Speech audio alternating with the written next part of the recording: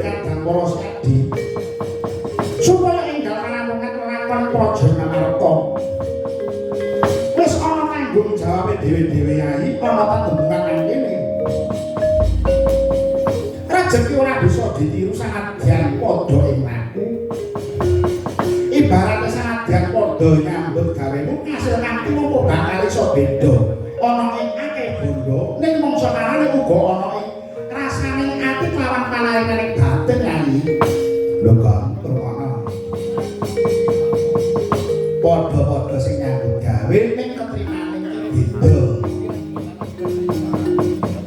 Umpama kacek 20 kacek 15 iki gak wajar aja dimereni. Rezeki Gusti Allah sing ngatur Pak. Lah iya. Mula ayat tentrem ngati iku ingkang kasebut ora sakene kelawan kangoyan. Kabeh amarga saking kawasane Gusti sapa tenan lawan gedhe priyantine bakal gayuh kangoyan. Sejatine kangoyan kuwi ora diukur saka angin bondo, ora diukur saka dhuwure derajat angkat.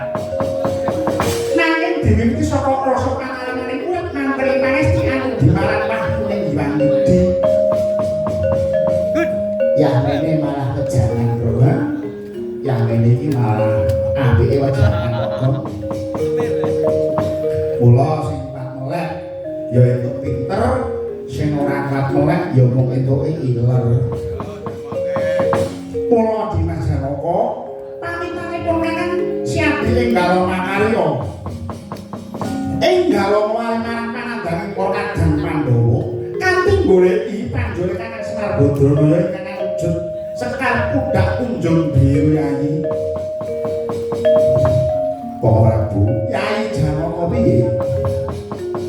Nyuwun pamit pepayung donga panuji badhe wonten pundi pamane sekar kudak kunjung biru.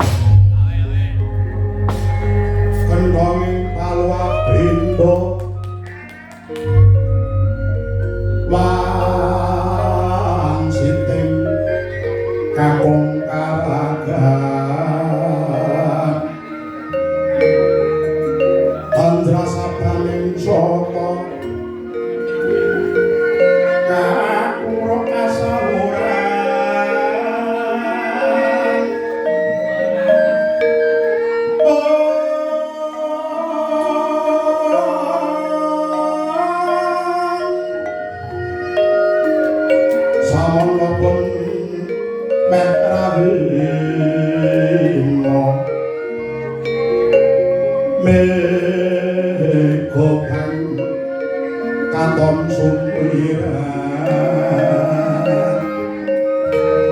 betan sorot iwang haruno netraning sari-sari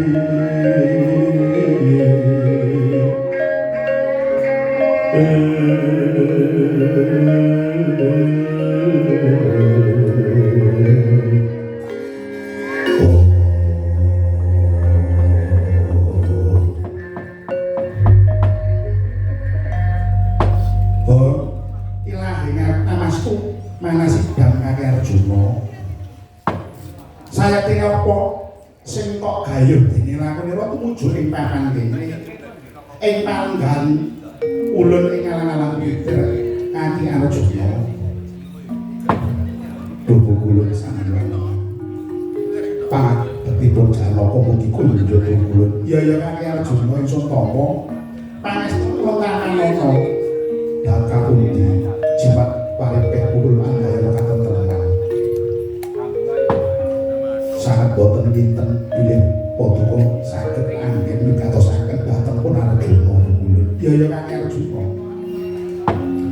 sejatine malah-malah apa sira titah ingkang ulun pilih ora ana liya kajaba anggonira wis abot dharma minangka jiwa satria sejati teteping prajurit utama dadi bebeteng musa bangsa apa dene dadi tutungguling jagat maturaken panuwun tanpa pamrih kula ngerti yo panjaluke Semar Badranaya ingkang awujud sekar pundak kunjung biru mapan ana ning kene mula kang saka iku kaki para gage surasan mungguh sekar pundak kunjung biru iki kaki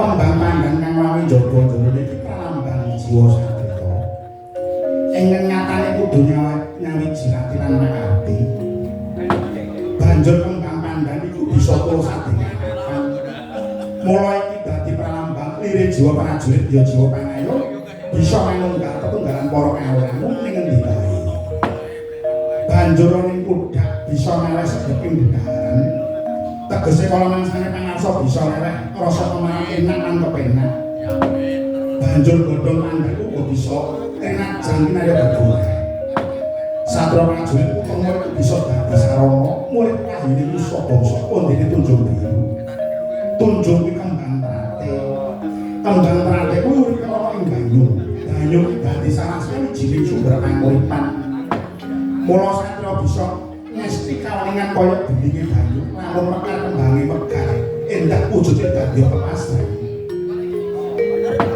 banjur uga disebut tunjung namun durung mekar pucuke lancip dadi pralambang sarubaran kang katindakake dening titah kudu tansah semembe marang sing gawe urip banjur kembang trate iku dadi palangganing Bathara Wisnu sepisan meneh kembang trate iku dadi palungganing Bathara Wisnu tegese sapa yang bisa netepi dharma kaya pakayane Bathara Wisnu tansah reksa pemadhang parang jejeg kang adil kawan bener yakti bakal kebak Nugroho Janaka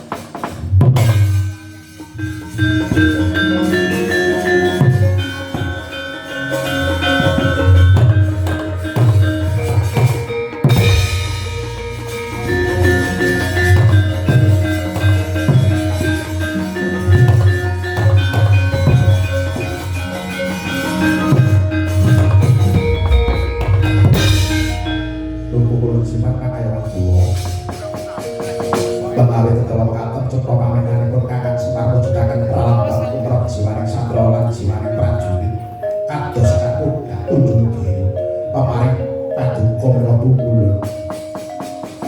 iya ya Kang Arjuna gawan aturmu karang Semar Badranaya kang kaya ngati-ati aja kongsi kembali iki nganti digawa ya iki sing bakal bisa ngagangake kahanan jagat kota iki inggih pukul ngaturaken kumpar paraga waktu iya ya duka-duka duka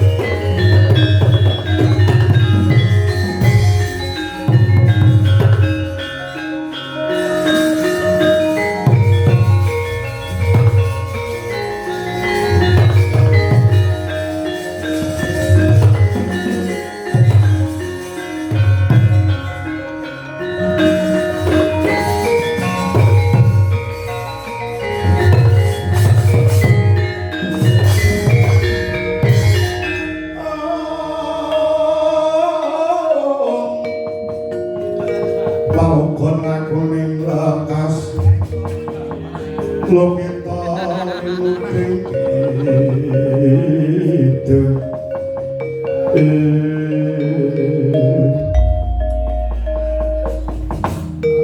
Lesmana kanthi parane ayi Waduh ngaturaken ketiwasan estunipun Kyai Simalunggah wonten ing Lampesira banjur kepiye Raden Anoman ingkang sampun pinanggih Anoman piye inggih jebul kathah ingkang sami kepengin boyong Kyai Simalunggah boyong inggih menika Nalendra ingkang astina ugi Nalendra ingkang Narta malah samangke mbok menawi saking ewet-eweting panah Kyai Semar Pamundhet gadah pamundhet inggih menika Sekar Pundak Tunjung Biru Raden Lesmana ingkang sampun upaya parandene gagari gatang pangarya sinulung Doko Prabu awet Sekar Pundak Tunjung Biru sampun dipun betok kaliyan panengah Pandhawa Raden Arjuna nadyan kula budidaya parandene tetep boten kenging mbok menawi saking awet kepalangi sang Bathara Wenang iki dhateng panengah Pandhawa oh adikku di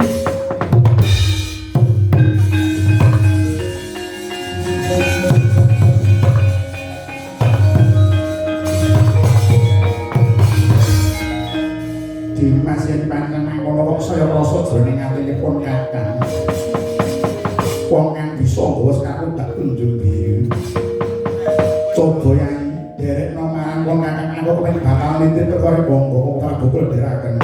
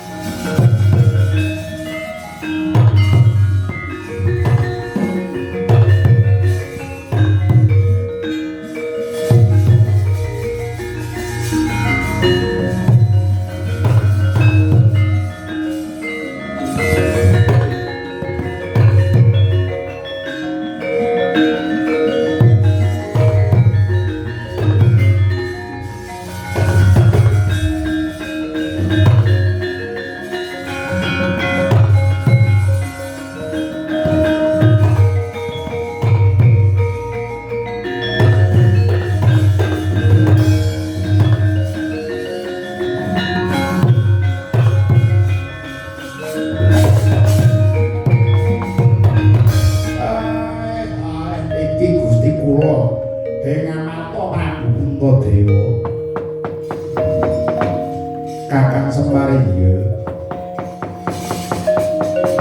Sowanku bakal ngaturake pangungguté Kakang Semar Badraya awujud sekar pundak tunjunge Kakang Semar Badraya mawantu-wantu panyuwun tetep Kakang Semar Baliya omah Raja Ngamarta ya Kakang. Iya Kakang. Aja nekake marang Pandhawa nggih. Kados menapa sekalipun sira para coba kita Kakang Semar.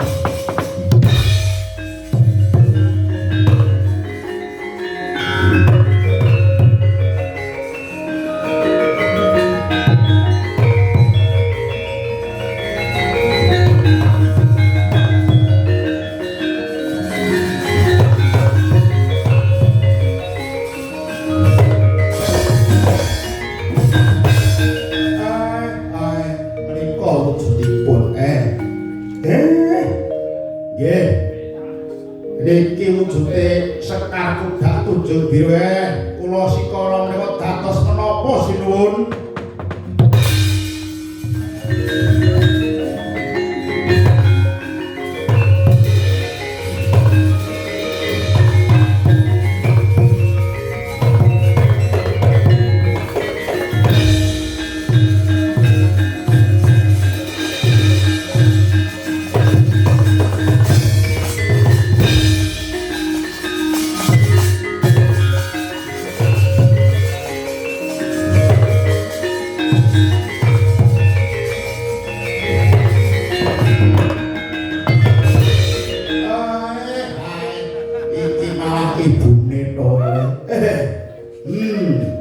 Inggih kula nang wangsul gawe kowe saka endi aku goleki kowe orang sasi ora mulih nadyan tuwa nek ketinggal di eran ini ora iso rasane ngatiku Kang Astren inggih pangapunten Kyai kowe lunga nang endi nduk kula saking ngayan-ayan aku mitir marek Sang Hyang padha wenang wigatine apa namung nyuwun dawuh dalah dika Kyai kedah ngomong sinten banjur petrae piye Kyai kula dalah ngandika ngados ngomong marang Pandhawa lah kok ora ngomong karo Prabu Rama Prabu Rama sampun murna marang kewajibanipun kewajibane apa merdekakan negari lah yen Pandhawa isine dateng kamardikan negari Kyai ono inggih Kyai.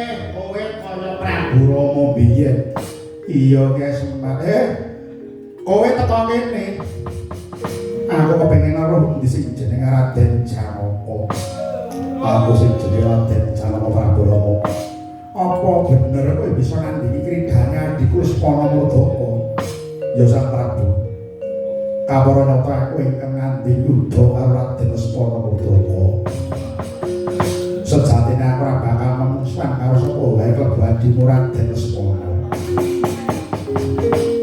nanging gandeng Lesmana meksa aku mula banjur tak ladeni reh ning Lesmana kalah mula kodrate sekar pundak tunjung biru tetep dadi darbeku tegese ing menang sing ingkang menang boyong Kyai Semar kuwi aku lan bakale bisa gawe tentrem kosek to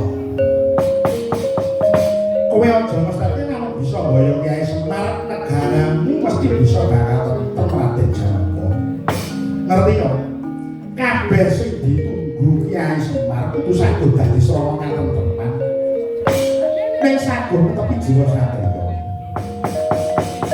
monggo wong gemi jiwa satriya ora gampang kudu wali tenan korbanane apa wae abot pikone padha karo aku gemi jiwa satriya abot lakon pirang-pirang abot wis tak tempuh balik kowe kok dhewe kepengin boyong Semar. Kowe kepengin boyong lan kowe kepengin ditumboni karo Semar, sira mestake bakal ngerti ya Raden Janaka. Nadyan kowe cunduk sekatudak tunjung biru sewu cacahe. Lan kowe ditunggu Semar sewu cacahe yen kok kowe ora tindak apa-apa taneh bisa kasebadan nemterake kahanan iki Janaka.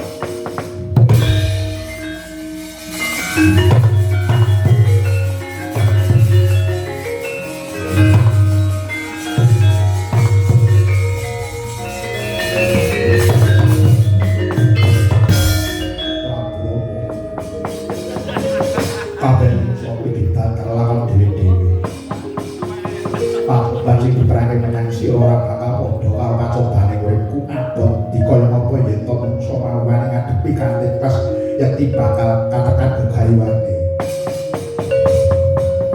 Nanging banjur apa ing bakal kok tindakake? Saiki pagebluk ana ngendi wae ngono wis nyariji karo jiwane manungsa. Sumpahku mung gegaran tekad minta temet tanpa pamrih. Sarta titik tatak tutut kabeh bisa bakal ngasih badan. Akeh-akeh bisa ngucap nanging ora bakal bisa nindakake. Durung buktine nek Prabu Rama ra wis. Aku wis kisah angkara karo Dasamuka, saiki Dasamuka wis ilang tegese donya bakal nangkih tentrem. Balik kowe mung kepengin diarani wong utawa ben akeh sing resnani karo kowe Raden Janaka. Mangerti Raden, wong jaman saiki wis ora percaya karo jiwa satria, ora mung bakal wong dadi guyon. Agore para jaman anyar ora kudu padha karo Mas Prabu Rama. Sapinter-pintere Prabu Rama. Sapinter-pintere Prabu Rama mesti sing ana cacate yen Prabu Rama ora liwat kabudak tunjung biru makan ana kene. Lan wenang karwana aku golek sekabut tak tunjung biru tak lerai mertoko laku boto spek dengan aku laku boto netin wis penting yen to aku ngopo bro yen kaya adimu cacakane begal marang anugrahane wong liya apa ora iman marang arepe jenengku yen to sisane umur-umur mbok regeti kanggo rasa sing ora lila Prabowo.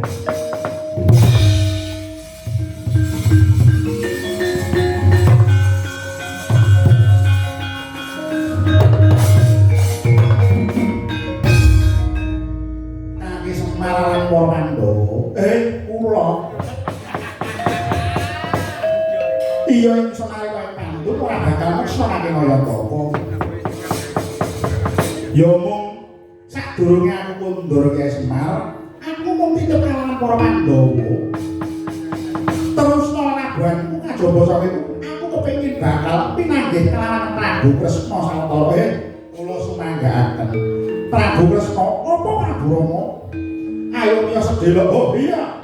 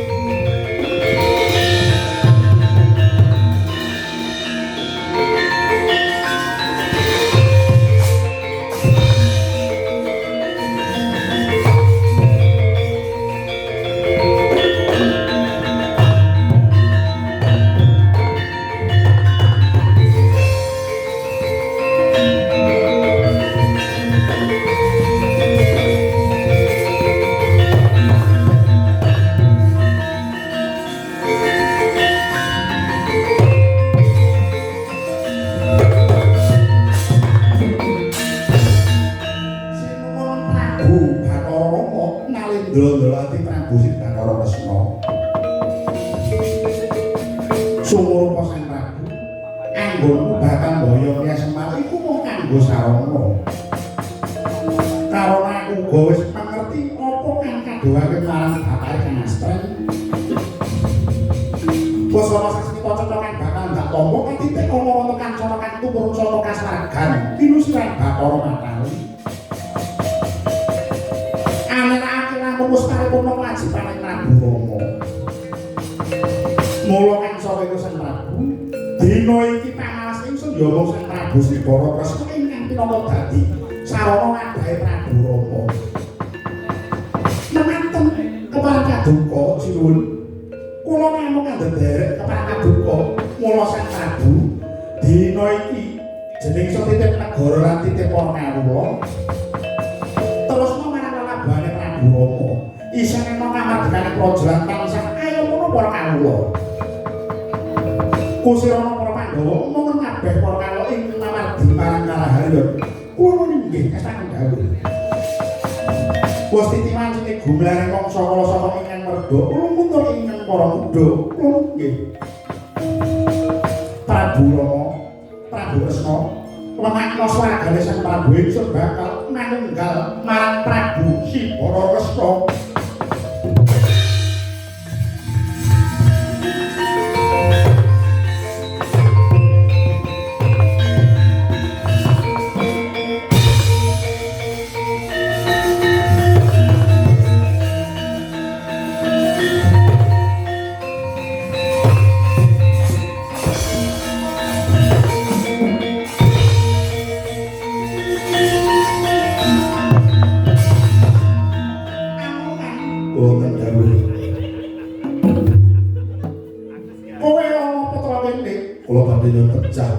Durung titiwacine kowe mati.